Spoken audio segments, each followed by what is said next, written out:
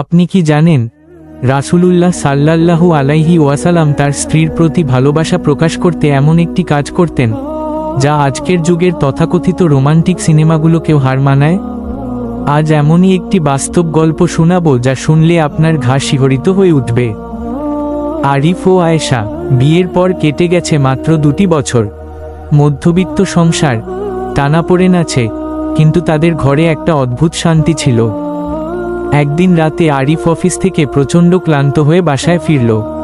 সারাদিনের কাজের চাপে তার মেজাজ কিছুটা খিটখিটে হয়েছিল। রুমে ঢুকে সে দেখল আয়েশা জায়নামাজে বসে মোনাজাত করছে এবং তার চোখ দিয়ে পানি পড়ছে। আরিফ একটু অবাক হলো। আয়েশা নামাজ শেষ করে চোখ মুছে হাসি মুখে আরিফের সামনে এসে দাঁড়ালো।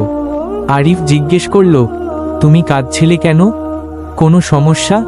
আয়েশা আরিফের হাত দুটি নিজের হাতের মুঠোয় নিয়ে বলল, আজ একটা হাদিস পড়ছিলাম। রাসূলুল্লাহ সাল্লাল্লাহু আলাইহি ওয়াসাল্লাম যখন আম্মাজান আয়েশা রাদিয়াল্লাহু আনহু এর সাথে পানি পান করতেন, তখন আয়েশা রাদিয়াল্লাহু আনহু পাত্রের ঠিক যে জায়গায় ঠোঁট লাগিয়ে পানি খেতেন, আল্লাহর নবীও ঠিক সেই জায়গায় ঠোঁট লাগিয়ে পানি পান করতেন। আমি আল্লাহর কাছে কাঁদছিলাম আর শুকরিয়া আদায় করছিলাম যে আল্লাহ আমাকে এমন একজন স্বামী দিয়েছেন যে সারাদিন খাটাখাটনি করে এসেও কখনো আমার সাথে একটা খারাপ ব্যবহারও করে না।